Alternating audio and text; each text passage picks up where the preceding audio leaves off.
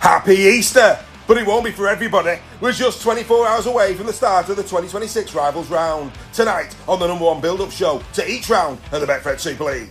Kicking off the action on Good Friday is the Hull derby. Get ready for the pot to boil over as these two adversaries are sure to hit hard from minute one. Can the Black and Whites get their first win over the champions since 2023, or will KR make it 7 in a row?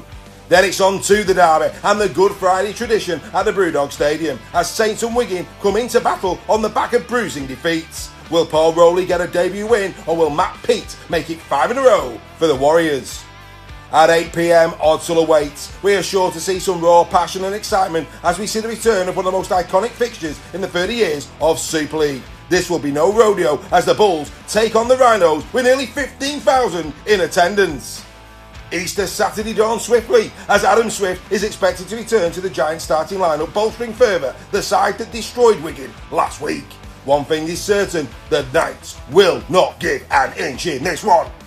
Whilst over at the Halliwell Jones Stadium, Warrington, the Wire welcome the Leopards to the Wolf table for a feast of action that is sure to deliver. A modern day rivalry that grows and grows with both sides eager for victory.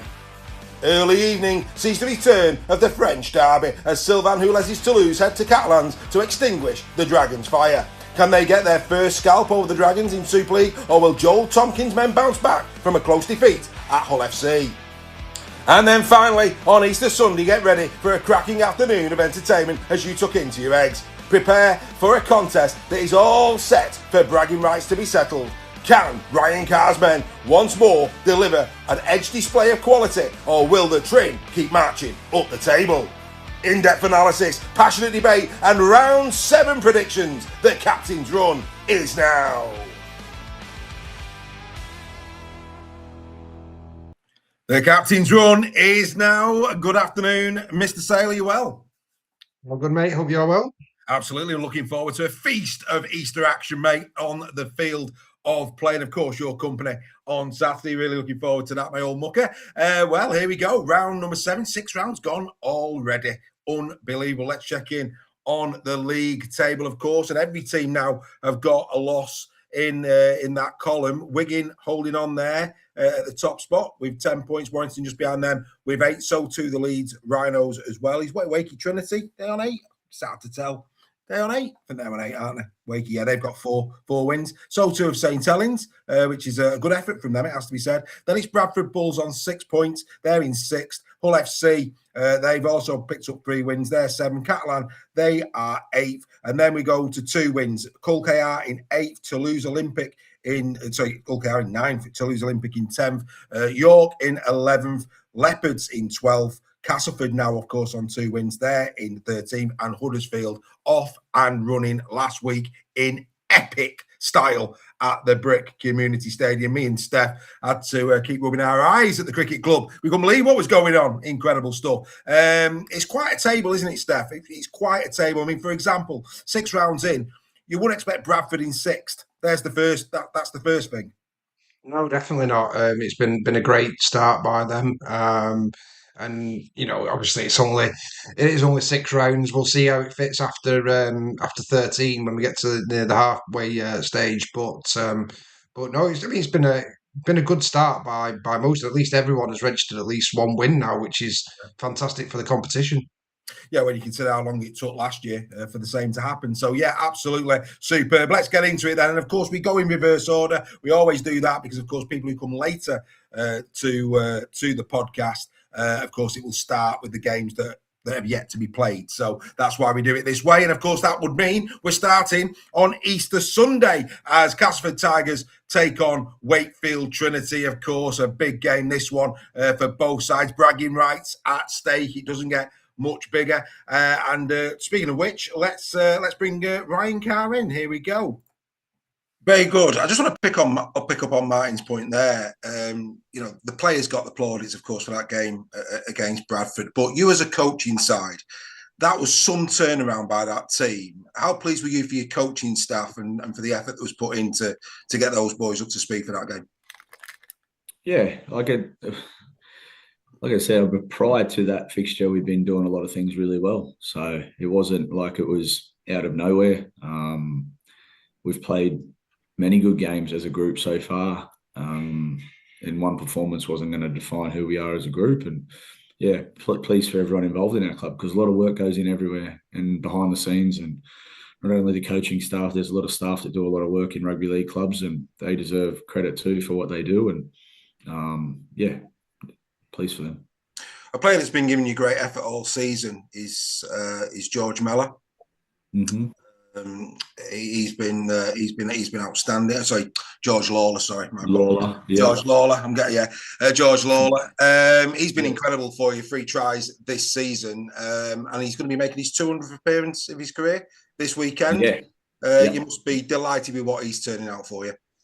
Yeah, he was back to his best on the weekend. He was disappointed with himself on the week before that, and had a really good chat with him. And to play 80 minutes in the middle is an extremely tough effort. And he stood up for us here at home when we needed him to, and we need him to continue to be that version of him, because when he is, we're a tough team to beat. Like all of them, when we're at our best, the best version of ourselves, we're tough to beat. So yeah, I'm excited for him to play his 200th appearance, that's for sure.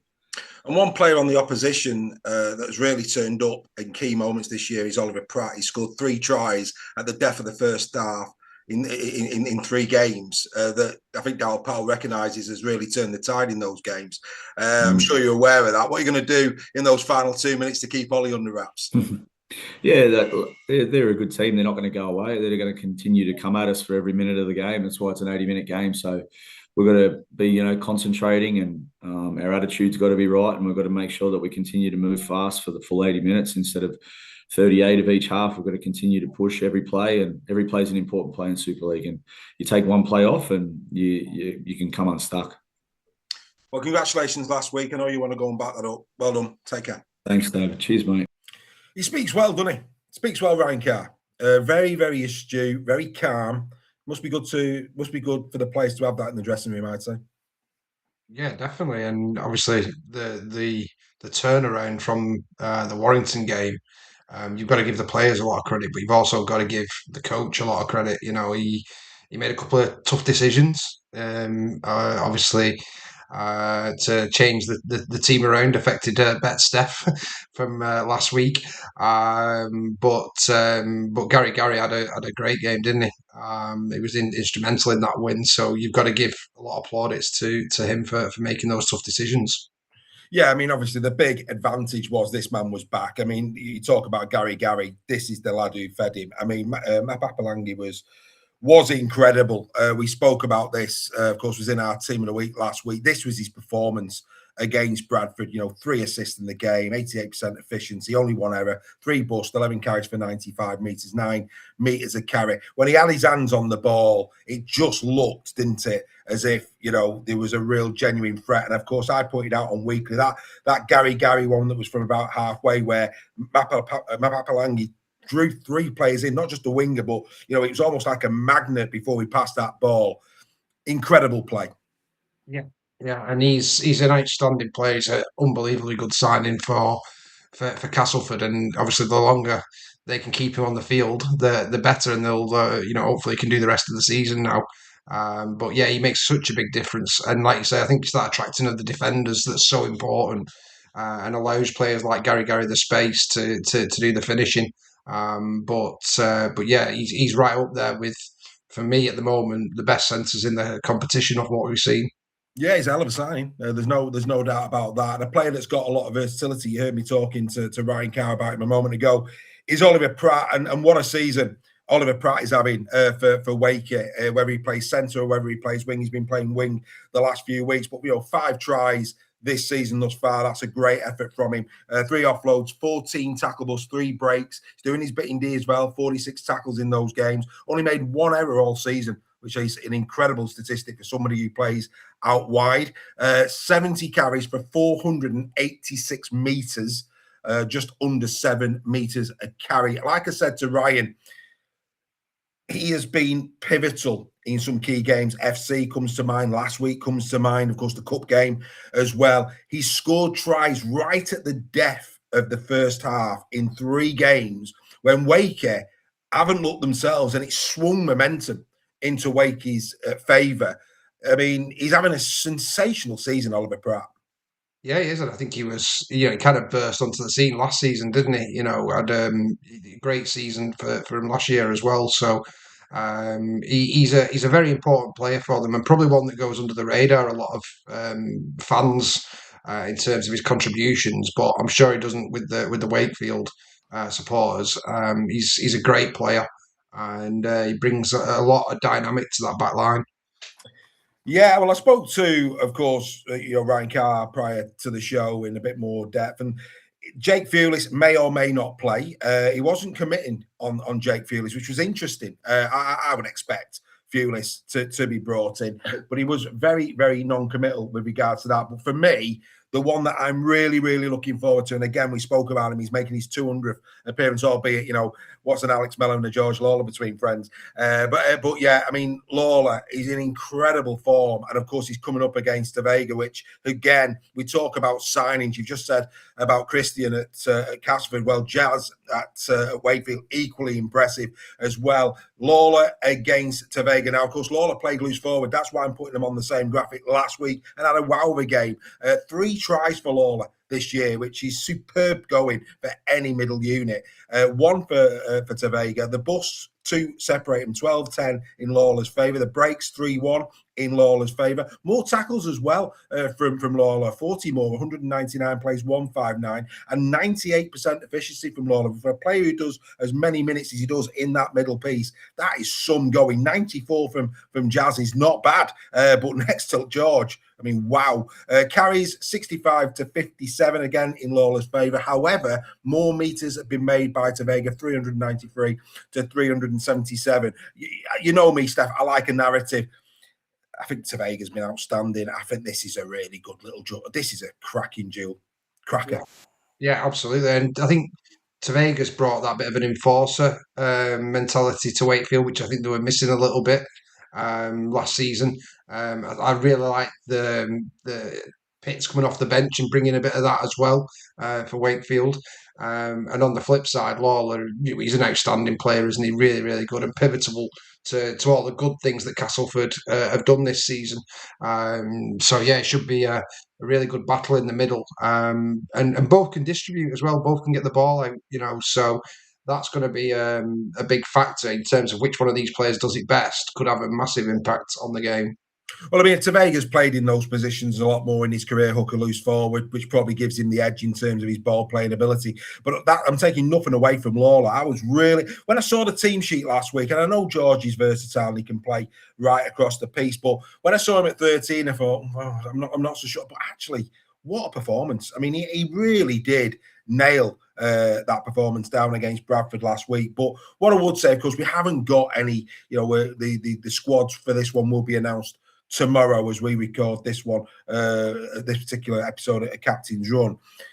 But for me, where I thought Castleford was superb last week, I think the edges of Trinity are probably a little bit stronger. Certainly the wingers defensively. I think Cooley got found out. You said that on Weekly. And I think, there's not going to be as much grace given on that edge this week in terms of, Gary. But not just that. I think the depth of middle unit as well. And I think, that Wakey are a completely different proposition down the middle than Bradford are. And for that reason, I'm going to go Wakey. I would like to think that Castleford are going to put up a really strong effort against them. So I'm going to show them all due respect off the back of last week's performance. They're at home as well. So again, we've got to take that into account. But I'm going to go 2 scores, Wakey by 12. What's your thoughts, mate, on the game and on your prediction? Yeah, I think you're absolutely. Wakefield are going to be a completely different proposition to what Bradford gave them last week. I think Bradford kind of taught themselves out of the game last week. Yeah. We mentioned it, didn't we, in terms of Haggerty and the way he was speaking prior to the match even kicking off. Yeah. But yeah, Wakefield, they took a lot of confidence from that win over York. I don't think they were brilliant in that game, but again, we've seen how tough York is at the moment to play against, and especially at their home ground. But Castle are taking a hell of a lot of confidence, and that can be dangerous for Wakey. So I think Wakey are going to have to go up a level in this one from what they were last week. More than capable, and I think their forward pack is going to be a big factor this week and tiring out the Castleford forwards. So I'm with you. I think I'm going to go Wakefield win by 12. I don't think it's going to be a whitewash. Yeah, and again, I think all due respect to Castle's performance last week that we're saying, and I think the fact that it's on that pitch as well goes in the favour as well. So yeah, both of us going by 12. Other noticeable milestones in this one: Tom Johnstone, if he gets a brace at the weekend, it'll be 150 for his career this weekend. So that's a nice thing for Tom. Max Jarrett needs 12 points for 1,000 for Wakey, and he's got a point to prove. Again, a lot of rumours he's off to Castleford next year. That's been on our WhatsApp group in terms of rumours up in that neck of the woods that next year when Roger Tuivasa comes in, he's off to Castleford, which again I find odd with Blake Taff will be back. Some of these rumours you go really, but then again it's depth, isn't it? I suppose probably a bit of depth there, but yeah, I mean I can't see it personally, but like I say, the rumour mill is already banging left, right, and centre up there in that neck of the woods. So if that is true, Max will be wanting to say, actually, I've still got plenty to give at Wakefield. Max on his day is a game changer. So be very interested to see how Mr. Jowett plays. Should he play at the weekend? Right, okay, Saturday evening, and it's off to France. The battle for France, no less. Marvellous stuff, of course. Both we had two derbies back in 2022. Both of them went the way of the Catalan Dragons, but actually both really good, entertaining games. Catalan 18-10 in round 8 and 14-24 in round 25 at Toulouse. So will there be a change in the guard, a French Revolution? Will it be an opportunity, this, for Toulouse? We'll have to wait and see with regard to that. Some milestones coming into this. Joe Breverton needs to be selected for 150 appearances of his career, as to Jake Shorrocks. Jake Shorrocks had a fine game last week at the LSV. The squads are in, and here they are. The good news for the Catalans Dragons is that Julien Busquet is pictured in the image there, you'll see. So maybe Julian's back to bolster the pack. Chris Sattai as well is having a really good season. Lewis Dodd also is there at number 7. So that's a big one for him as well. They do look pretty strong there, do the Catalans Dragons. There's no question about that. Steph, you saw Toulouse in close quarters last week, and they didn't half give you a scare. Some noticeable great performances in there. Leigh had a really good game. Brandon Hans made our team of the week. Shorrocks was pretty calm and pretty collected throughout. They won't go away. I think Catalan probably do go into this as favourite, especially with the likes of Dodd and Busquet coming back. But were you impressed, or were you more disappointed in your own team to be impressed with Toulouse in the second half? No, I think what I was impressed with is they identified an injured prop forward playing centre and went down his side every time. That shows very good game smarts from Toulouse. The concern is it took them 35 minutes to realise that, and Leigh should have been, they were long gone and should never have let him back into it. But my concern for Toulouse is that I don't think Catalan will collapse the same as Leigh did in that second half. They've got what looks like a pretty strong squad out there, and a pretty decent performance from them last week as well, with Dodd not playing, and I think that could be a pivotal factor in this one. If Dodd is playing, that brings a bit more stability, and Busquet as well. Then it could get a bit ugly for Toulouse in this one, but Toulouse have been great so far, and they've showed a lot of resilience. They've come back against quite a few teams. That slow start, though, does concern me. Yeah, well, but saying that, last week they both had slow starts, didn't they? Because Catalan were equally guilty of that against Hull FC, and both sides came roaring back in the second half. But I think, what's exciting about this is that, certainly in the FC game, we saw Dragons quite comfortable attacking from deep. And in fairness to Toulouse, certainly in the early part of the season, they too have got the ability to strike from deep. It's going to be fascinating. There's no question about it. Two players that for me are worth the entrance money alone, and both in at this moment in time really good form, are the two fullbacks. Charlie Staines and Ollie Ashelbot. Again, just talk a little bit about Bot. 4 tries, 3 assists, 4 breaks, 44 bust, 7 errors this season, 105 carries for 756 metres. We were sat together, obviously. I was with you at the weekend. And every time Bot got his hands on the ball, Toulouse did look a threat, didn't they? Yeah, he's a He's an exceptional, evasive player. I would describe him as. He's not the biggest, but when he's on it, he causes defenses problems, and it causes them to like hang off a little bit, and then that creates space for others around him. So he's exceptionally good at that. And I think he's having a really good start to Super League. Staines, I think, is a completely different player. He's more of a backup, loves to look for the breaks, and he's been a real threat. And I think this is where it comes in with Bousquet coming back and really commanding that middle, which will create space. And the edge for me, it's good you've got the spine players involved here, because I just think this is where Catalan win it. If Dodd's back, they've got obviously Sexton, Staines, and then Cruz Lehman. That's a really, really strong spine for them. But if Toulouse play like they did in that second half against Leigh, then it could be a cracker in Perpignan, this.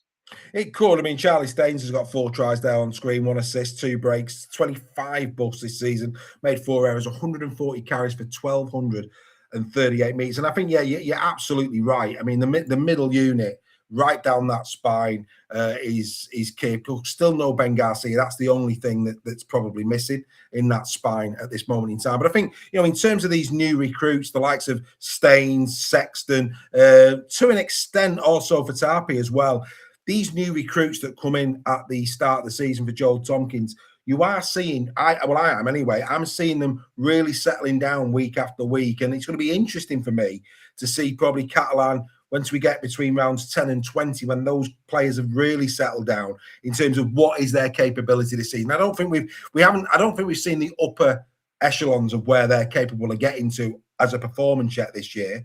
And I think when we do, it could be that they could be the surprise package this year. Yeah, and I think that's probably the difference between them and Toulouse, in terms of most of Toulouse's squad were Championship or have played Super League already. Whereas the new signings for Catalan, they've got a few more that haven't. And you're right, they're going to take time to get up to speed. I know Adrian Lam always says it with the Leigh new recruits. It takes them, 8 to 10 games before they're even close to. So I think he's showing really good signs for Catalan. They've not been perfect by any means, but I think potential is the word I'd describe for that Catalan squad. And like I say, it's going to be a fascinating game. This one, it's a real tough one, because I could see it going either way if one side doesn't turn up, which both teams are capable of as well. So, real tough one to call this, Dave. Yeah, I'm just going to go the Dragons. I think for me, they've just probably got that little bit more quality. They're at home, which again, goes to their advantage. And I think, whereas I think Toulouse dragged themselves back into the game against Leigh and were probably allowed to. I think, in fact, saying that, I think Catalan were allowed to as well. But I think Catalan just looked more threatening in the way that they went about it at FC, is what I would say as well. I just think they looked a little bit better. And the fact that Dodd's back, and I think Dodd has been superb in the bits that I've seen him this year, I think that's critical as well. I'm going to go the Dragons by 16. Where are you going, mate? I'm going to go the Dragons. I think it might be a bit closer. I'm going to go Dragons by 8. The Dragons by 8. Wow, there you go. The Dragons by 8. Who knows? You may be right. You may be wrong. We'll have to wait and see with regards to that. Right, let's move on then. Let's move down the Saturday fixture, the 3 o'clock kickoff. Huddersfield Giants taking on the York Knights. Huddersfield last week, absolutely superb. Incredible performance from them against the Wigan Warriors. The squads are in, and the big news, and it is big news, is that Adam Swift is expected to return. And what that basically means is this. I mean, let's go back to 2024, before Adam started to suffer some injuries at Huddersfield. He played 10 Super League appearances that season and scored 11 tries. The year before Hull FC, again, his try-to-game ratio was greater. So he was scoring more tries in the games he was playing. 2 assists, 5 breaks, 48 busts in those 10 appearances, 177 carries for 1,518 metres, averaging 8.5 metres a carry. There's no doubt about it. A fully fit and raring to go Adam Swift does add so much potency to that left edge of Huddersfield Giants. They'll be hoping that his injuries are now behind him and they can really get going with Adam Swift. Yeah, he's a fantastic player, and I think was it the beginning of last season he was on for top try scorer until he got his injury. Absolutely flying. I think the problem for Swift is he's returning the week after they've had the best performance of the season. So how do you drop one of those players that played last week unless there's been an injury? That'd be the dilemma. I think as a coach, you've always got to go with a winning side, unless someone's had a real standout poor performance. But it is you could argue Adam Swift's earned the right to come straight back in. I just think that'd be incredibly harsh. Is it Zenon he'd probably replace? No, it'd be Douglas, mate, wouldn't it? And I think Douglas, that point, Douglas is there on loan, and I think that that's where for me it doesn't become that tough because if you've got a loan player to not play an actual squad player, especially with the quality of Swift on his day. If Swift is declaring himself fully fit and the physios are saying he's fully fit, I don't see how you can, unfortunately for Douglas, who of course got a try at the weekend and played very, very well. I don't see how you can bring Swift back in for Douglas. Yeah, no, it's a good point. It's a good point. I still think it's harsh, but as long as he is ready, because I know some coaches name them, even if they're not, they're going to be 18th man maybe or something like that. That may be a way to get Swift in it, but yeah, it's going to be interesting because it'll be a massive shot in the arm on top of a big shot in the arm from the victory over Wigan to get him back. So fingers crossed for the Huddersfield fans that he is returning. The problem for York, for me, going into this one, as you can see there, it's a 19-man squad. 2, their back line has been decimated, and that is a real problem for them.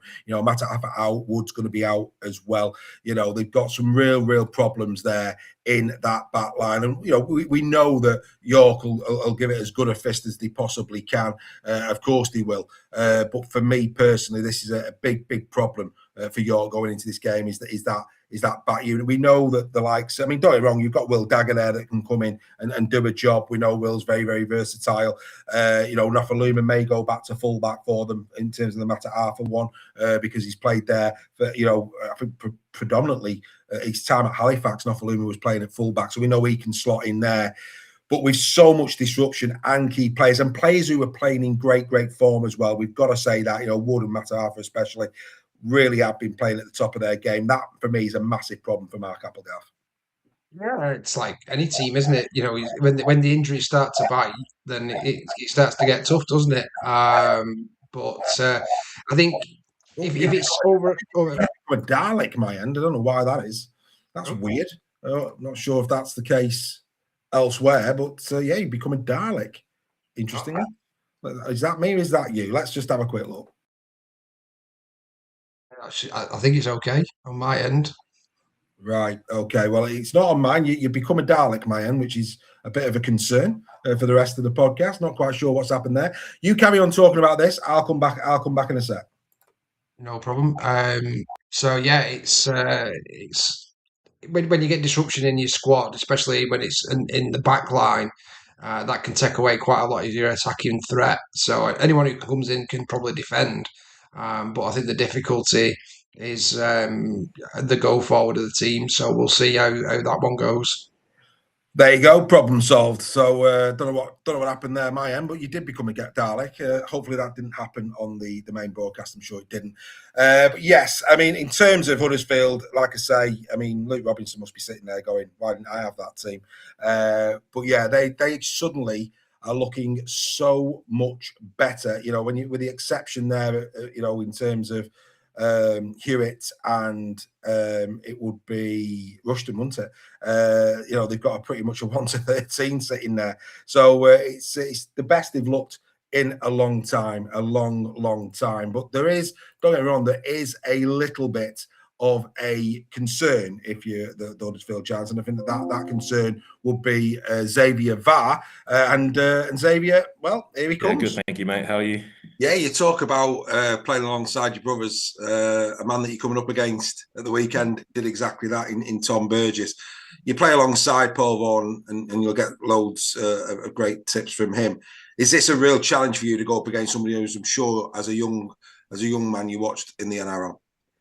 Yes, mate. The Burgess brothers, they've done a lot in the sport of rugby league. My brother and I looked up to them growing up, and always thought, fuck, that would be one day that'll be us. But I'm looking forward to the challenge. I know Tom's a big man and big athlete, and I mean he's been in the game for a long time, so he's no one. We don't take it easy on players like Tom. And I mean, my brother actually debuted against him when he played for Souths in his final year in the NRL. So my brother told me he's quite a handful to tackle. So I'm sure he'll be a tough player to play against come the weekend. So yeah.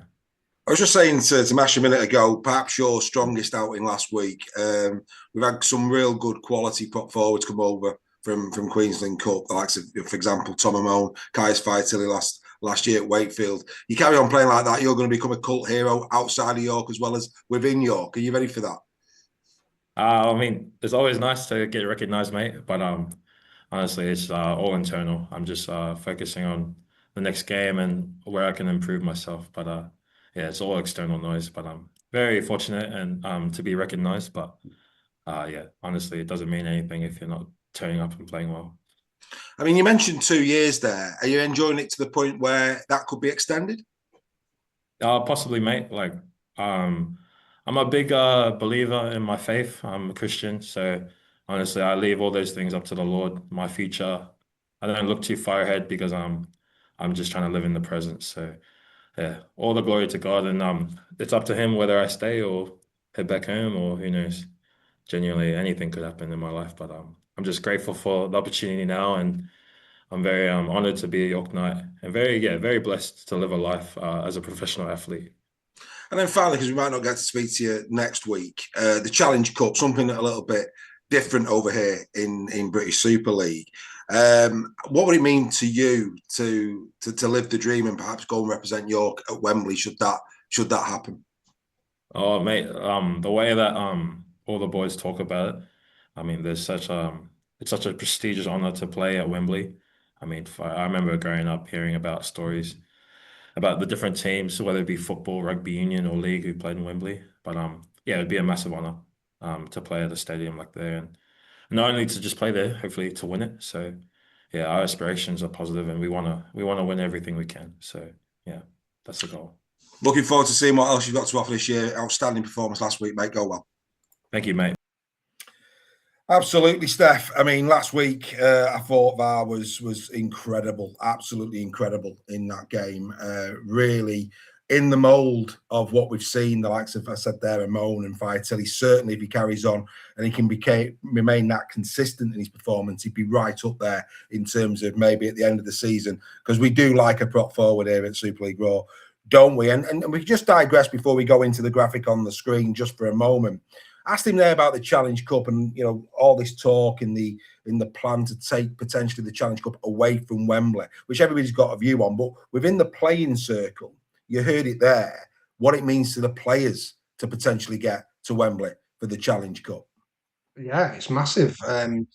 It's probably the one thing that the guys over in Australia actually tune in regularly for is the Challenge Cup final, and they all the players always talk about watching that game. So it'll be a massive deal for anyone. And then just to play at that stadium is iconic, isn't it? And a real honour for people to do it. So I'm sure there'll be it's Hull KR, isn't it? They've got. Is that right? Yes, in the cup. Yeah, you spot. Yeah. So I'm sure they'll be going all guns blazing to try and beat OKR. But in terms of what an outstanding addition to Super League he's been this season. 22 years old, I think. So it reminds me so much of Tom Amone when he first came over to Leigh. He probably looks a bit fitter than what Tom did when he first came over. He's made a massive contribution to their go forward, and other players feed off that enthusiasm. And he sounds like a very grounded individual as well, which is obviously great. His attitude seems to be absolutely spot on, and that's half of the battle with young players. If they've got the right attitude and they're willing to learn, and none of them more so than the other person pictured on screen. Two players on different sides of their career. Tom obviously coming towards the end of his, but he's probably been a bit disappointing, I would say, for Huddersfield thus far. But this season has started to come into his own a little bit. He's put in some really good performances. I was quite disappointed last season, whether that was just the team overall fed into that narrative a little bit. But we all know what a quality player Tom Burgess is. He just seems to be stepping up a little bit this year, which is great. Well, I think what we saw against, look, we know he's marquee. We know he's on a good wedge there at Huddersfield. And what I saw in Tom Burgess, especially in that Wigan game, was a leader. He absolutely took it on himself to really try and bully Wigan down the middle.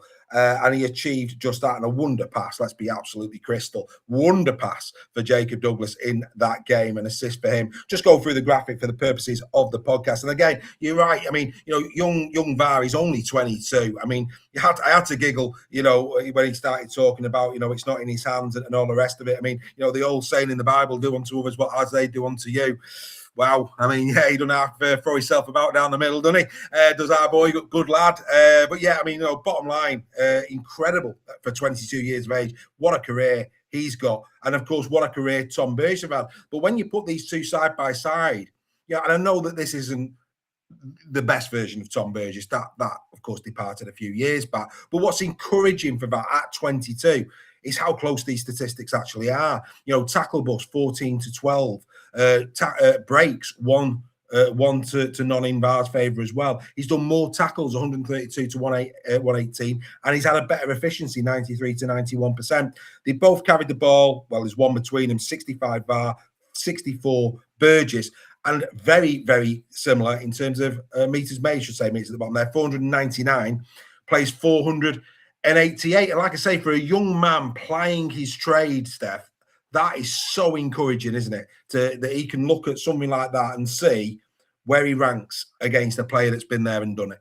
Absolutely. And, with those busts and carrots, you could say he's added a bit of va-va-voom, to that York side. But no, great stats. I think, he doesn't take the start. You don't need to see the stats. You just look at his performances. And I think I like the question on his contract, because I'm sure there might be some, in air quotes, bigger clubs that are going to maybe offer him a bit more than what York are capable of doing, the way he's been performing.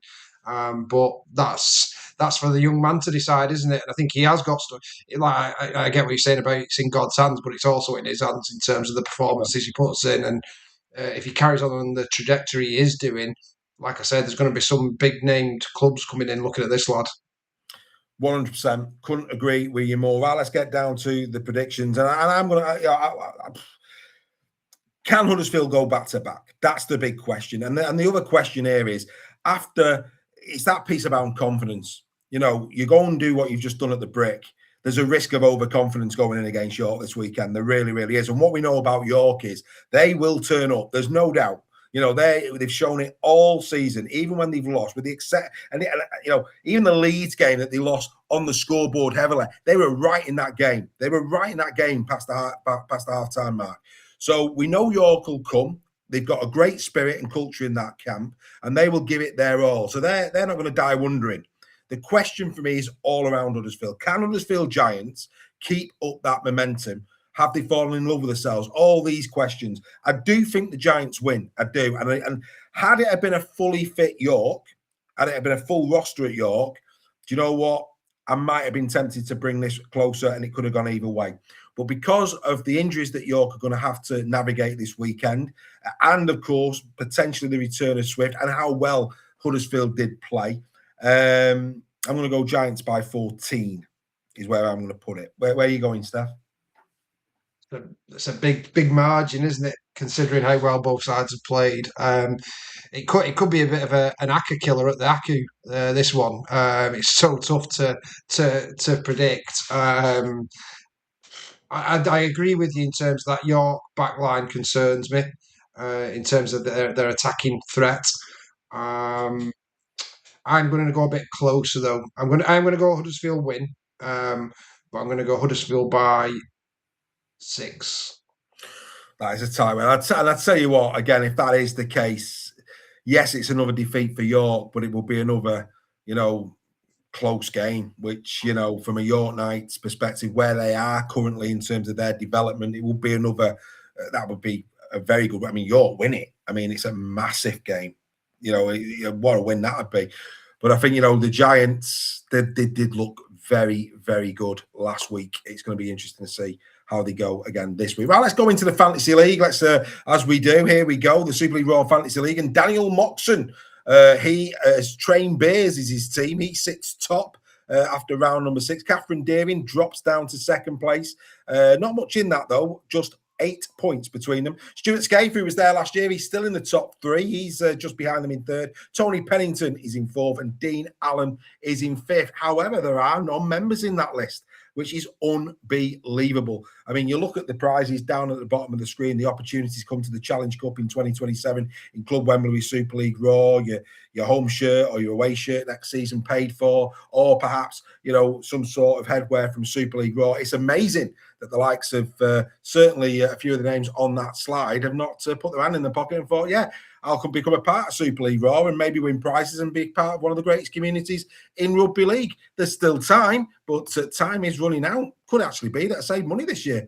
That'd be interesting, wouldn't it? But that's by the by. Let's hope not, because I do want to give that away. If you want to become a part of the Super League Raw Fantasy League, if you're currently playing the Fantasy League already, then join our mini league. Super League Raw 26 is the name, pin number 12378, and the password is capital S, small L, capital R, hashtag 2026. Get involved, folks. It's the only way. And of course, if you want to become a prize winner, got to become a member. Make sure as well that you do that. This particular competition open to all members, so do indeed get involved in that. Right, both myself and Steph, and hopefully a lot of the Be the Roarers. That's right, you Be the Roarers out there. Don't forget, the only place to be this weekend from 1 p.m.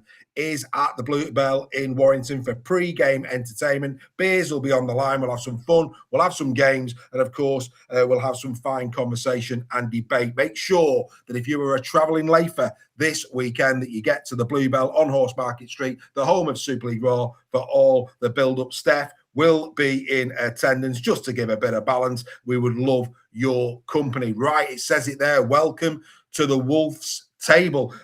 Steph, let's just go there right from the get-go. It's fair to say that this is a rivalry that is, with every season, just getting a little bit more intense. Would that be fair? Yeah, definitely. And it's, fixture 1 of 4 already, isn't it? Yeah. That's planned for this season. That's not including any potential playoffs. Not that there's any danger of that for Leigh at the moment. But yeah, it is.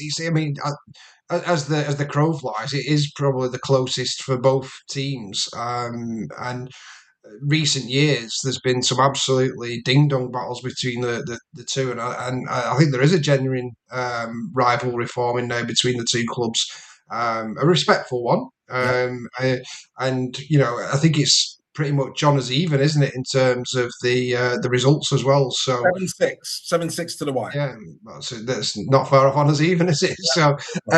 Yeah. So it's going to be a really, really interesting game. We'll come to predictions in a bit, but and the squads. I think that's going to be a key factor in this one in terms of the players that are actually on the field.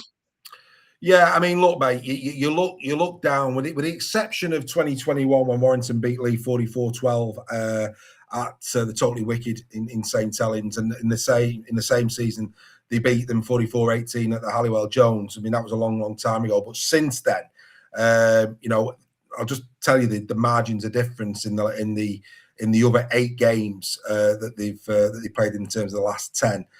Warrington won by 18, then Leigh won by 18, Warrington won by 2, Leigh won by 4, Then Leigh won by 2. Warrington won by 7. Leigh won by 4. And then Leigh last year, round 25, did a number 26. So when you actually look at that, the vast majority of the games that these two have played have been very, very tightly contested indeed. And that's great for the neutral, but it's also great for the supporters. Yes, it's nerve-wracking, of course it is. But it's been so good, hasn't it, watching these games over the last few years? But they've all been really, really entertaining. I know there's been controversy in them as well from both sides in terms of like the Vaughan sending off springs to mind. I know there was one at Warrington where it was a knock on what Warrington scored on to win the game. So there's definitely that bit of which comes with a rivalry, doesn't it? There's always those contentious moments, and I just hope that this weekend is just as competitive. Well, it should be. There's no reason why not. Let's go and dip into the squads, and of course, Leigh will be doing it a little bit tough in terms of their squad. I mean, the big bonus for you, Steph, is the man that's pictured there, that Joe Offengawe. Unlike other players, because we were talking before we went on air, it's not likely that Keenan Brand, Tessie New, and Jack Hughes are playing. They're in the squad, but I think they've been discounted for this week. There's a potential for next week for some of them, but not this week. So even though they're in the squad, and we'll talk about centre in a minute, that's a blow. But what is a real positive for Leigh is that Joffa's back and Owen Trouty's back. In terms of competing with Warrington's middles, because that's definitely a strength of Warrington in terms of their go forward. It's whether he plays is a big one. Leigh have got form for picturing the player and then not playing him on the main graphic. But I think we missed Owen Trout as well massively last week. So if we can get Trout and Offengawe back, then that does shore up that middle a little bit. And I thought Aaron Penney had a really good game for his first game back as well last week. So Leigh are starting to get a bit of size back.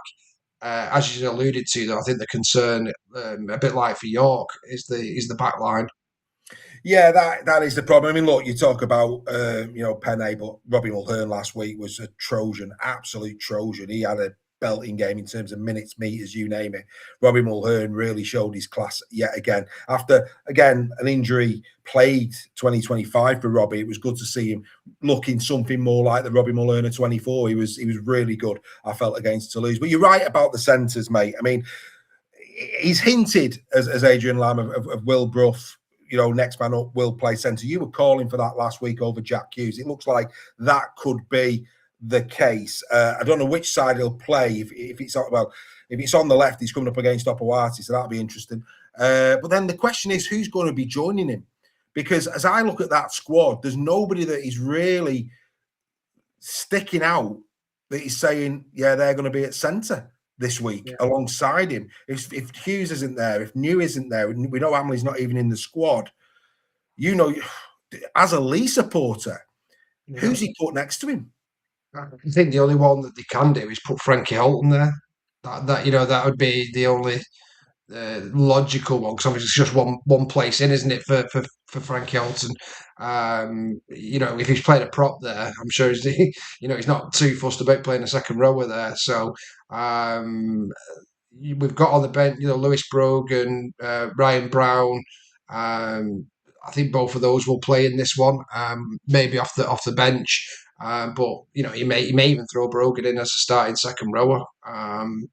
But it's going to be an interesting selection, that's for sure, from Adrian Lamb, and a big headache.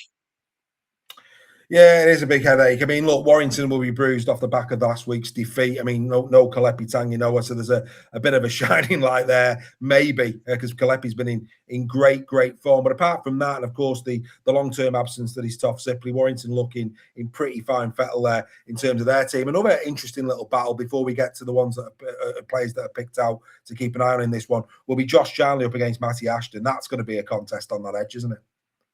Yeah, definitely. Two of the best to have done it, Matty was great in his comeback game last week. It's going to be a right contest, and one I'm sure Matty will want to get one over on Josh. It's going to be a real battle, that one. Yeah, one of the surprises last week for me was that Warrington put Lachlan Webster back on the bench and never used him. And I thought that when you've got the likes of Luke Thomas, who's been in good form when he's played, I think an extra forward last week could have been quite important for Warrington as the game panned out. So it'll be interesting to see who the bench is going to be. Rumours, it's all rumours at this point, but many people have asked, will he keep faith with you and Irwin? And I'm led to believe he will. And I think that that's right because, you learn more in games against Leeds than you do against, blowouts like Gould and Castleford were. And I think he'll be better for that. And I think there's no doubt, Steph, yes, second half, he had his problems. I think I might have said in Weekly that was more a case of poor execution on the final play. He should have had more time than he was allowed to do that. But first half, I felt he was exemplary. I thought he had a great. I mean, I texted you at half time and said, "What a game you and Irwin's having." He was absolutely sensational. So you'd agree that the right thing to do is to keep faith with him because it does clearly look like he's the long-term future for Warrington in the halves. Yeah, definitely, and it can. You can put him back, months by his confidence if you dropped him, and I think with young players you've got to give them that freedom to make errors. You only learn if you're not making errors, you're not learning. So I would rather players like Irwin do something, try something that maybe wasn't on, because that'll be in the memory bank then for next time, and they'll try something differently. There's no doubt this kid's full of talent. He's a league lad, so he's going to be. I would 100% keep faith with him. He's not done enough to be dropped, if that makes sense. The errors don't justify that for me. So I think they will keep faith with him. I think they understand the talent they've got on their hands there at Warrington. He's a hell of a player, mate. He's a hell of a player. Right, this for me, and we've just spoken about Leigh having centre issues, and for that reason, the key men for Warrington are their centres. This for me is where Warrington can really get into Leigh on the edges. There's no doubt both King and Hopewati have started the season strongly. Both have scored 3 tries. Both have made an assist. King's had 2 breaks. Hopewati yet to have one. However, there is a caveat to that, as Steph will know.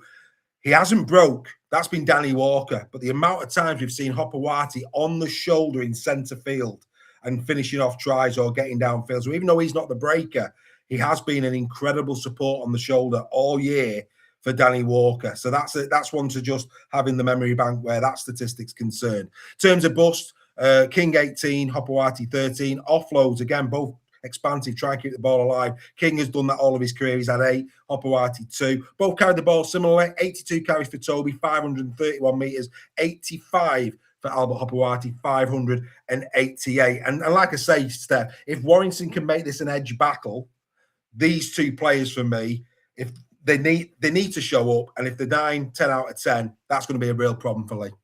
Yeah, and then they have done this season already, haven't they? They've not had a bad game between them. So that's definitely worrying for Leigh. I think the other worry is, unlike Toulouse, I don't think it'll take Warrington 35 minutes to work that out, that they've got, forwards playing in centre positions. They'll obviously do the homework and look at that Toulouse game and see where Leigh's vulnerability is. Throw into that, George Williams, who I think's been brilliant for Warrington so far this season. He will definitely be feeding these 2, and then it could become a bit ugly for Leigh if that does happen.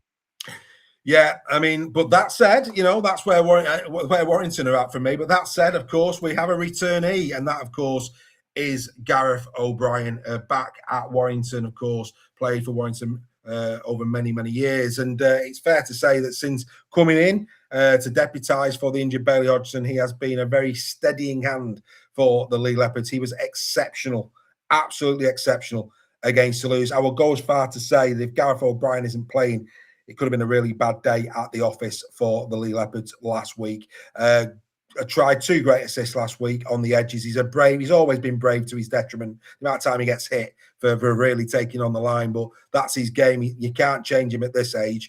5 busts, a very critical drop goal last week. There's no doubt about it. The likes of this man, but also Lockie Lamb, Adam Cutt, they need to really manage this game impeccably well for me.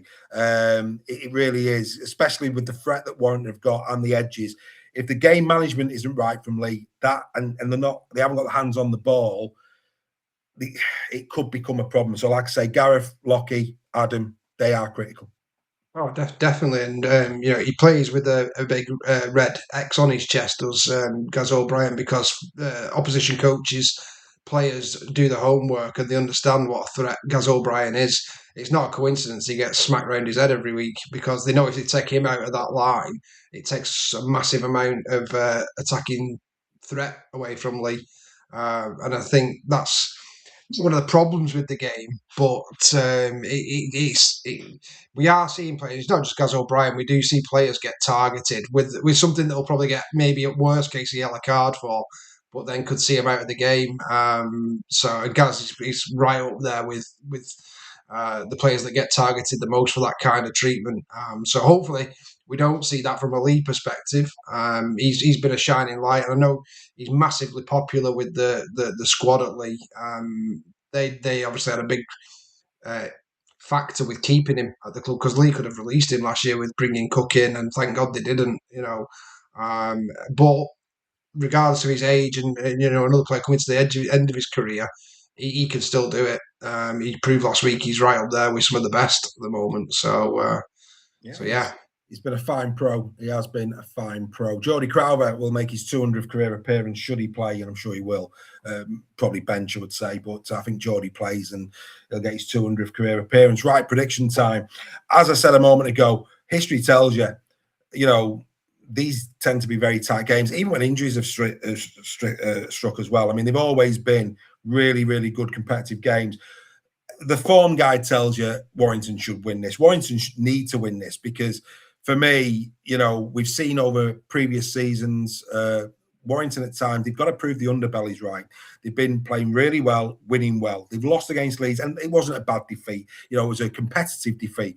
But Warrington will want to show that, yeah, fine, that happened. We move on. We bush it off. We get a win straight away. They're at home. They're against a Leigh side that have got holes in it, which, again, puts more emphasis on Warrington needing to get the W in this one.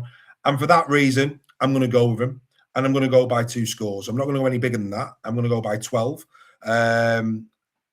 We'll see, but I'm going to go Warrington by 12. Your thoughts, mate? I can't see Warrington not playing better than what Toulouse did at home. That's the concern for me, for Leigh. And I think with the back line out wide, really, disjointed, and with Hopewarte, King, Ashton, Toulouse, that is a real scary proposition for Leigh. I'm gonna go ugly on this one. Actually, I'm gonna go Warrington by 26. Wow, I don't think you're right. I don't think you're right. I'd take it, but I don't think you're right. I think it'll be a bit tight. But hey, one thing's for certain: when the Wire and the Leifers get together, especially in the Bluebell at 1:00 on Saturday, it will be party time. We know how to party. We know how to enjoy each other's company. Come and join Steph and myself from 1 p.m. at the Bluebell, maybe a bit earlier, but we'll certainly be there at 1 p.m. for all the build-up to this one. We would love your company. And then, of course, join us after the game at the Brian Bevan statue for the instant reaction. That will be one not to be missed as well. Looking forward to seeing the Leifers at the Wire this weekend. Right, we now go to something very special indeed. I put their history redefined. Of course, both of these two sides, very different from the sides that last met in Super League all the way back in 2014. But let's hope it's no rodeo. It's rugby league. Let's hope this is a real belter. This is nostalgic. We want this back on the calendar. We just talked about a growing rivalry in Warrington and Leigh. This needs no introduction. This is a real hotbed of rivalry between Bradford and Leeds, and it's great that it's back, and it's great that Bradford have been so good early on, because it gets people's attention, doesn't it? Yeah, it does, and it's going to look fantastic on TV. 15,000, did you say that's what they're tracking for, the same, which would be an unbelievable feat, wouldn't it? Yeah, it'd be massive attendance, that, which will be great, because it hides a lot of the ground. So So yeah, but I'm really excited for this fixture. We've seen it be, in recent times in the Challenge Cup, even with Bradford in the Championship, how much this fixture means to them, how much they step up. I think it's going to be a lot closer than what people think this game. I think Bradford are going to be really up for it. I don't think Leeds are going to be as up for it as they should be. I don't think they're going to be looking forward to going there. They go in there with nothing to win for me, because they're expected to beat Bradford, and that can obviously have a bit of an effect. And the crowd could be a massive factor, in terms of getting some of the decisions, maybe, and if things do start to swing Bradford's way and put a bit of pressure on Leeds, then it could get really tasty, this one.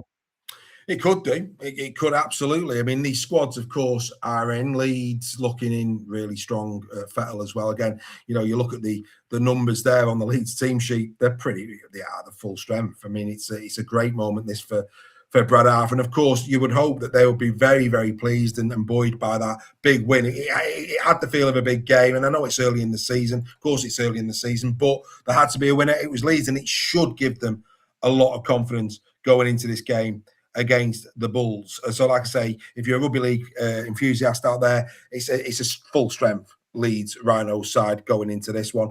In terms of Bradford, again, not in bad Fettel, it has to be said, in terms of them. Be interested to see how Phoenix Downway goes this week. I didn't think he did much wrong when he came on last week. Thought Ryan Sutton, he's looking really good this year. Ethan Masters is having a great year. Joe Mellor having a great year.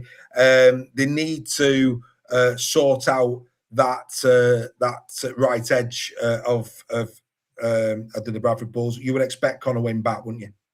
Yes, definitely. I think that was he was 18th man, wasn't he? Against he went out on loan. Yeah, they put him out on loan as well last week. And like you, I was very surprised. I mean, don't get me wrong, the week before, if you remember, the week before, I think Hooley went out onto the wing and deputised really well for Connor Wynne in the last 10 minutes or so. And maybe that got him the wink. But when you consider how well Connor Wynne's played all season, I was really surprised by that last week. It was a bonkers call.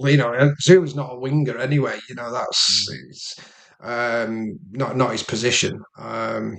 It was a crazy one for me, and it was massively exploited in that, in defence more so than anything against Castleford. So Bradford will be hoping he returns. I think the really interesting one for me in terms of the Leeds is Harry Newman. Does he stay dropped for this one? Because I thought Bird had a pretty decent game against Warrington. I don't think you can drop him. I don't think you can drop him based on that performance against Warrington. I think Harry Newman now, especially leaving at the end of the season, has got it all on. Exactly. That's why it's we know how temperamental his character can be at times. If he's dropped again for this one, it's how he deals with that, because one thing he won't want is to be going into the NRL with very few games under his belt at this level. So it's a fascinating little micro story going on in that Leeds camp, isn't it? Now all the players are there back and fit. And he's definitely not replaced Ash Hanley in the centre, is he? After the game he had, who was, for me, man of the match against Warrington. So Harry's got it all to do with how long was Jack Bird's contract for? That is a great question. I'm not quite sure. Is it? I might just season. If it's any longer than this season, then you've got to think Brad Arthur's going to favour Bird, isn't he? So we may even see Harry Newman go out on loan. Well, I'm would that be? But you mentioned there about how he handles it off the field. We've seen his temperament on the field. How is he going to handle it off the field? And is he going to be a team player, or is he not going to take it well in terms of, as you say, could it be that Brad Arthur then goes, well, yeah, do you know what? It's a 2-year contract, Bird. I've just had a quick look. So he's going to favour Bird, isn't he? If he's playing well. It's going to be a big ask, and like I say, it's going to say a lot about his temperament. Look, a bit of a different type of graphic here. I've just put like a prediction meter on. bottom line is every conceivable KPI, whether it be league position or KPIs that really tell you something, give this advantage Leeds. Absolutely. You can see there more tries, more busts, more breaks, more meters. They're making less errors. They're conceding less penalties.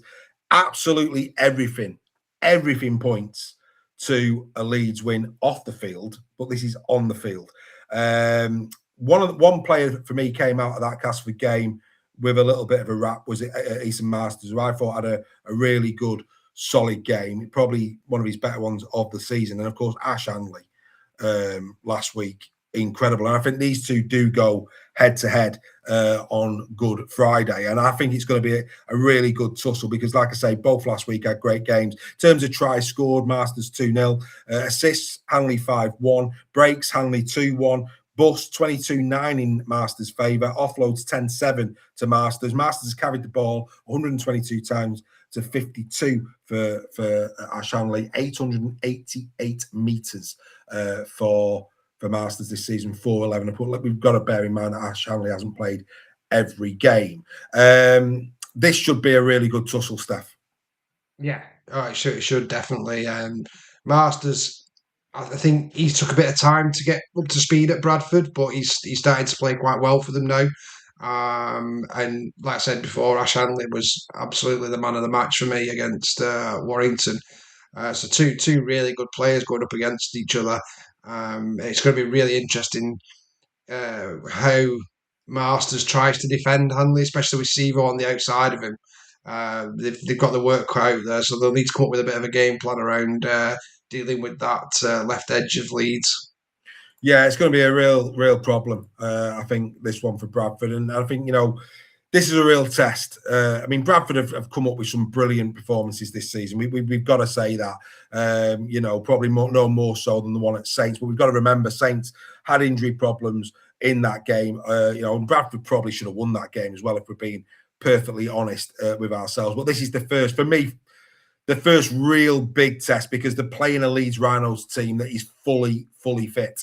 And that's the difference. It's a fully fit Leeds Rhinos. And I think what we've got to take into account here as well, and is the fact that Leeds have had some big wins this year. They beat York Knights 46-14. They beat, of course, Hull KR 58-6. So, and then they've had a couple of grinders in there as well.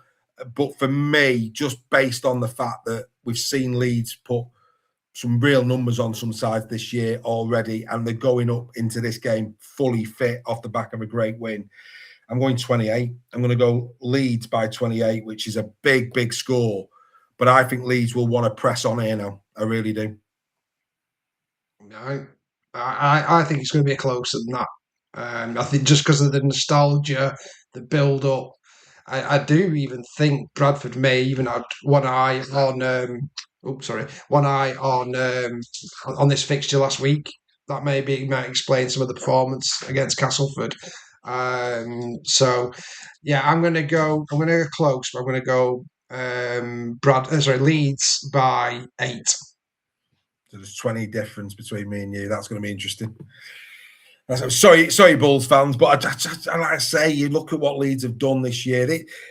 This is the first big test of Bradford for me in terms of against pedigree, and I think that's why I'm going so big. Nothing would give me greater pleasure if you were right, because we would get a great game of rugby league with a little bit of jeopardy and atmosphere and all what goes with it. But not so sure. Let's dip into the Prediction League. Here we go. Ed Firth, Saints fan, leads the Prediction League. There he is, sitting top. And in joint first is Daniel Mulcrow, a Leopards fan. In third place on his own, John Root, with 37 points. And then in joint fourth, Damien McCluskey, Alex Sharp, and Stephen Wellen. Again, many names on there, not members, which basically means they are foregoing the opportunity of 250 quid towards the season ticket next year.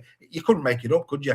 But there you jolly well go, and time is running out for that. It really is. So you need to be doing that quickly. Now, these prizes are for members who are 6 again and Team Talk. So you've got to be a 6 again or a Team Talk member to qualify for the Prediction League prizes at the end of the season. We then go into March results, and these are the top 3 performers in the month of March. Nathan Hales, a new member here at Super League Raw, he got himself 24 points in the month. Well done to him. A spot prize will be on the way. Alex Sharp, he was second with 22.75, and there is John Root. He was third, 22.5 points in the month. If you've not done your predictions yet, make sure you do. Time is ticking, and if you've not joined our prediction league yet, then why haven't you? Get yourself over to Super Brew. Very, very easy to join. Search for the Super League Raw Prediction League and join today, ladies and gentlemen. Right, Stef, we now move over to a game that needs no introduction, and that, of course, is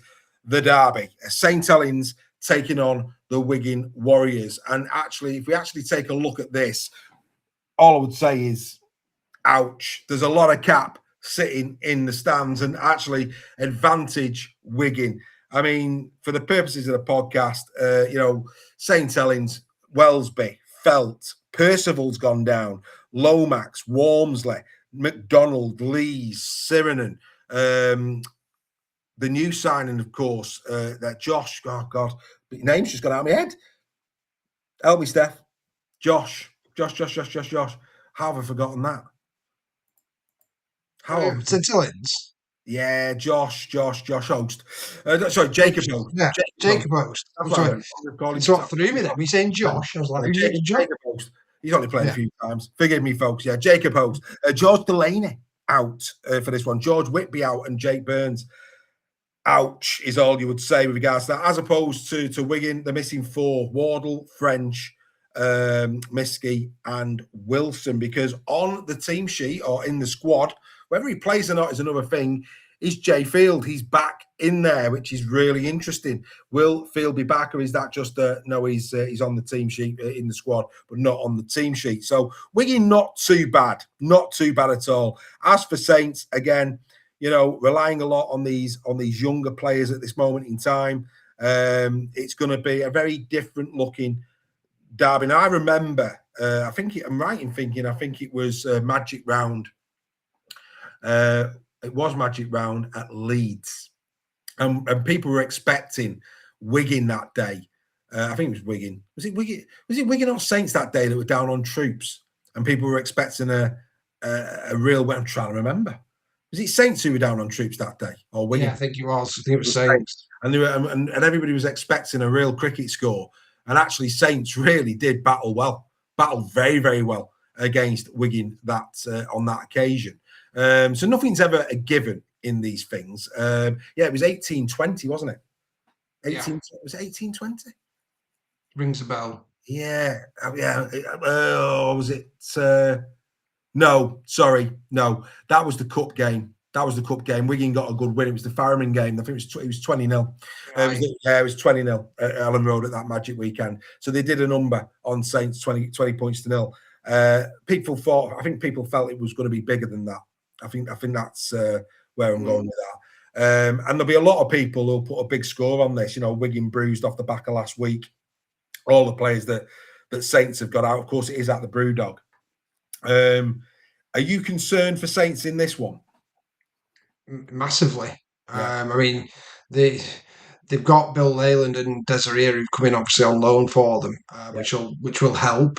Two pretty decent players. But I think if Jai Field is back in this one, that's an even bigger headache for Saints that they'll have to deal with. It's too much. It's too much salary cap set on the bench in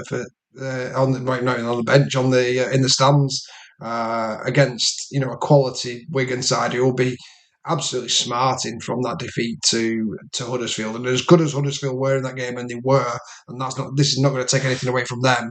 Wigan were poor at points in that game by their standards, and you could argue Huddersfield made them poor. But there is also an element that Wigan were on their game, and what we always see from a Matty Pete side when there has been a disappointing performance, pretty immediately there's a big reaction, and I think that could be coming on Friday. Yeah, I couldn't agree with you more. I think I'll tell you what's interesting though. if ever a player has got an opportunity in this game, it's Bill Leyland. Because he's not getting many games at KR. And if he can go into this game, whether he gets, you'd expect he's going to be in the squad. You'd expect he's going to be there. What a game this could be for Bill Leyland to go, either his host club to say, you need to be thinking about me a bit more than you do because Lawton's back for them this week. Or potentially at St. Helens or another club looking for a hooker going down the track. So I think Bill Leyland's almost a very interesting little story in this game. Yeah, and as a young player, you've got to take your opportunities when they present themselves. And let's be fair, there's not many young players go to St. Helens on loan. It's normally the other way around, isn't it? Saints loaning out other players to other teams. So to go to such a big club is a massive opportunity for him against a quality side as well. If he has a good game in this one, that definitely puts him in the shop window, if nothing else. Couldn't agree with you more, mate. And I'll tell you now, it's an obvious one, but we have to go there. If Saints are going to do anything in this game, it's down to Jackson Hastings. It really is. Jackson Hastings has got to have a wow of a game in terms of game management. And he's coming up against somebody who just does it. Again, nobody really came out of that performance against Huddersfield with much credit where Wigan were concerned. It was a real off day for them. And like you, I agree. I think there's an element Huddersfield made them bad.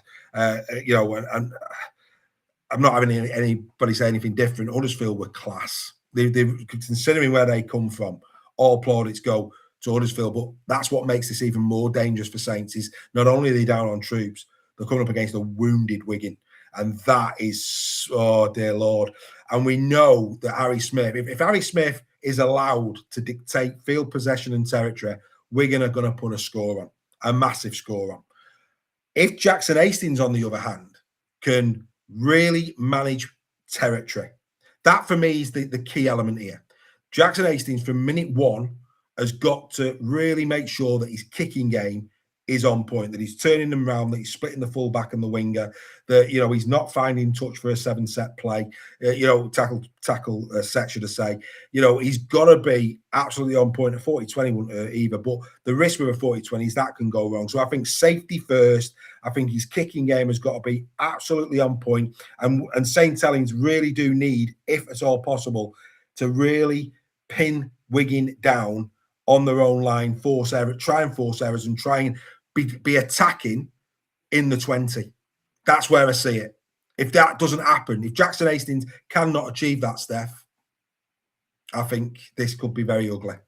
Yeah, and I don't know if it's mind games, but I've heard a rumour going around that he might not be 100% fit as well, Jackson Hastings, for this one. So he's pivotal. If Saints are going to have a chance, then obviously your big name players have got to step up. I think like Clemmer in the forwards will need to have a massive game as well. I think Harry was disappointing last week against Huddersfield. Unfair to single him out because there was a lot that were disappointing. But what we do know is both these guys have got quality kicking games. And I think territory is massive in this one. If one side starts to really dominate possession and territory, then it could get ugly for the other team. And I'm probably looking at St. Helens there. Yeah. I'm going Wigan by 26. I'm going a bit more. I'm going Wigan by 38. Ouch! I can see this game and it's not. It's no.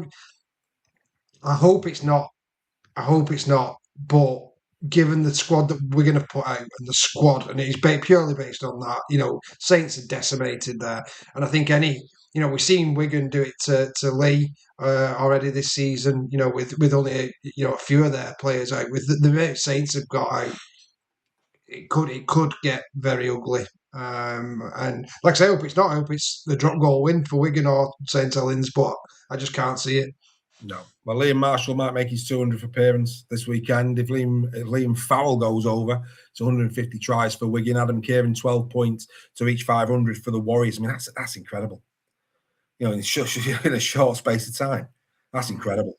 So yeah, that'll be very interesting indeed to see. But yeah, good luck to the Saints fans on Good Friday. It might be a bad one as opposed to a good one. But anyway, let's now move to this one. A City divided Good Friday. Hull KR, Hull FC, get ready for boiling point. Absolutely, no doubt about it. The pressure cooker's on. We know that the fans in the stands will make this an incredible atmosphere at Craven Park this weekend. And there's no doubt about it. You know, Hull KR, they have been incredible in these derbies now for quite some time. They are going for the 7th straight derby win. That's unbelievable. But it just goes to show the dominance since 2024 of Hull KR. You've got to go all the way back to round 18 of 23 for a win for FC at Craven Park, 16 points to 6. Unbelievable. Brad Thrash could be making his 200th appearance for FC this weekend. Here are the squads, again with the exception of Artur Morg, who of course is still absent for the Robins. Apart from that, it's pretty much a full strength squad. It's a very, very strong squad in there. I think only Reece Martin really is the other one that's missing. Carl Lawton back for them, as opposed to Hull FC. Well, it's pretty much plug and play for them. I thought James Bell last week was exceptional. He was in our team of the week. Asiata's still there, which is a massive bonus for them. You do feel that the Caesar Arthur combination really needs to deliver in this one. We know that they've got edge players. We know that they've got edge players that can cause problems. That they are missing, of course, Harvey Barron this season at FC thus far. But again, all eyes point here to a Robins win, especially off the back of what they did to Saints last week. Yeah, absolutely. But in especially in this one, we know form goes out the window, doesn't it? Hull KR have been dominant for the last few years. And I think the really exciting thing for this game is Hull FC look like a different proposition at the moment. So I'm the most confident I've been, and that could be not a good thing for Hull FC, but I'm the most confident I've been that this is going to be a real good, close game, and one that will do the derby justice. It's going to be an absolute cauldron, as it always is at Craven Park. And I'm just as a fan of the game, I'm super excited to sit down tomorrow and watch this one. It's a feast of rugby league, mate. It's a feast of rugby league. What's there not to be excited about? It should be absolutely wonderful fare on Good Friday. Let's take a look at some key battles. And you know, this is a cheeky one on our part, but enforcers with card threat, both can be a bit hot-headed, Jesse Sue and Leigh Sow, but both having, well, certainly in the case of Sow, really, really good season. Just notice there that particular graphic should have been replaced because the statistic for Leigh is a little bit wrong, but luckily I think I've got a new one coming in a minute. Is that the other one that's coming? No, we've not got that. We will get it for you. I do apologise. We're doing this on the run. Here we go. It's on its way. We'll come to that one in a moment. 88% tackle efficiency for Leigh Sow this season, 92 for Jesse Sue. The bus 2-5 in Sow's favour. Both have had a break this year. 3 offloads to 1 in Sow's favour. Carries, 55 carries from Leigh Sow for 365 metres. That's good going, that. 40 carries for Jesse Sue, 270. Like I say, Steph, if we're going to have a little bit of biff, then you might not have to look too further past these two. They have got a bit of form. Yeah, exactly. And again, from a neutral, we want it as fiery as possible, don't we? Within the laws of the game, obviously. But I think you're right to say that the card threat then, and that could be the decider in this one. You know, if one team loses the cool and goes down to 12, 11 men, that could ultimately end up deciding this fixture. So from a neutral perspective, bring it on. But I think it's right to highlight these two because I don't think they're dirty players by any means, but they have got a stray tackle in them. Let's put it that way. That could then just ignite that pressure cooker. Well, as Aerosmith said, they live on the edge. They live on the edge, these two. But I'll tell you what, here we go. Two brothers will collide. The Battle of the Brothers is also going to take place at Craven Park. James against Joe Batchelor. Bit of a difference in terms of games played this season. We must say that. But pound for pound, James's statistics are dwarfing his brothers if he was to do it on a pro rata basis. This is fascinating. Again, we just said Biff will come in the form of Sow and Sue, but I'll tell you what, it'd be interesting if it was brothers colliding, wouldn't it? But yeah, I mean, for these two to go on head to head, it's one for the parents to win over. But from a neutral perspective, this is a cracking narrative, isn't it? Yeah, I think it's probably the first time they've gone against each other. I can't remember many occasions. Certainly not on the same edge, if that makes sense. I think it's likely they're going to play the same edge, aren't they? Yeah, I mean, obviously, when they were at when he was at St Helens, they'd have gone against each other. But I mean, in terms of from a derby, the whole derby perspective, it's the first one. So yeah, it's going to be really, really interesting. Which one can come out on top? But both good players. Both good players who bring a lot to the side. So it's going to be interesting which one the parents are going to go for, isn't it? In terms of that. So he'll be the most eligible. He's probably the go on, lad. Loving that one. But yeah, look, I'm pretty sure that Joe played right edge in terms of go forward for Saints. So they both were playing right edge. Whereas this year, Joe. Well, of course, Cartwright's out, but I mean, I think James Bell played right last week, so I think they do go toe to toe, which is going to be fascinating. It really is. Like I say, the parents are going to win, but going to be very, very interesting indeed. Like I say, everything points to KR. There's nothing that for me personally points to FC. So if FC were to win, it's another shock in 26, and we've had plenty of them. So nobody's saying that that's not a possibility. Of course, it's a possibility. But whether it happens or not is another thing. I'm going to go KR. I think they're in great form. Great win last week over Saints. They'll want to keep moving that momentum forward. They've got a great history, like I say, going 7 on the spin. That's what they're going to try and do this weekend against FC. I'm going to go KR by 22. Well, you won't believe it, but I was going to go the same. I'm going to go KR by 24, just to make it. Yeah, KR by 22 is where I'm going. Right, it's that time of the show. Here we go. The bets to ignore when predicting the score. Ladies and gentlemen, it's time for Bet Stef. Yes, time for Bet Stef. Here we go. Run us through it, Steph. Who's your accumulator this week? Well, personally, I can't believe you've not given me credit for last week, because when Rivalries was not picked, so the WhatsApp group allowed me to substitute in his senior in.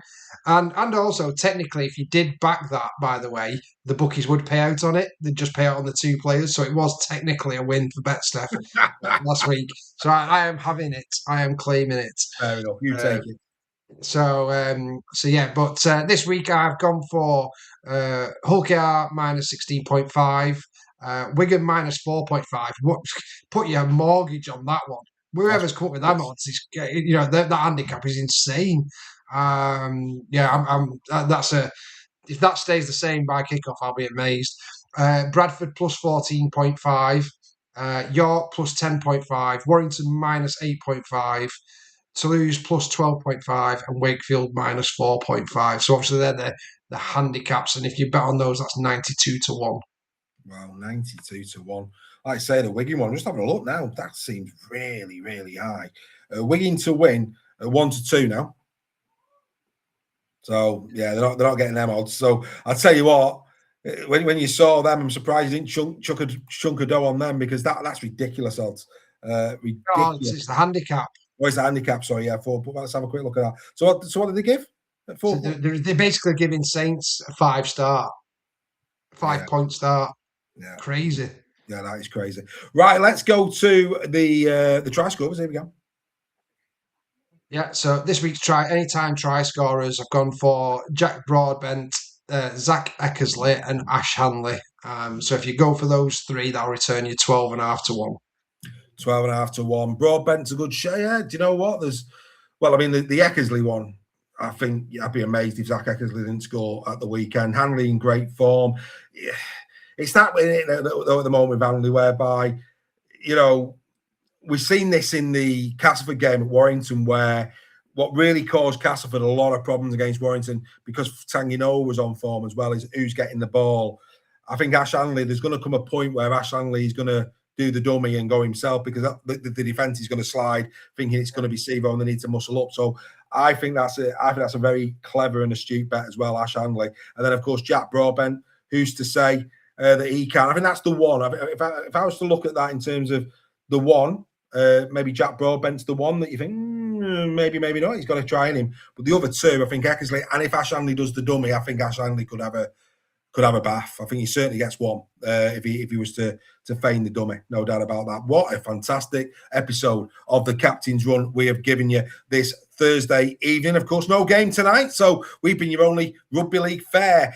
Plenty of time, of course, for you to enjoy this evening before a feast of rugby league starts. 3 games on Friday, 3 games on Saturday, and a beautiful game on Easter Sunday as the Tigers take on the Trin. Enjoyed that, me old mucker. That was a really good chat. Thanking, as always, for your time. Everybody, enjoy it. Of course, we are in the titles in a moment. You're going to hear what's coming up for the rest of the week. Remember, you be the Roarers. Join us in the Bluebell tomorrow from 1 p.m. In the build-up to Leigh taking on Warrington at the Halliwell Jones Stadium. Instant reaction throughout the weekend. And, of course, the Final Hooter podcast will be back on Bank Holiday Monday for your listening pleasure. The ladies will be back on Tuesday morning with the Tackle Talk podcast. That has now been uploaded, by the way. So if you tuned in and you didn't see it on Tuesday, we did have a bit of a glitch.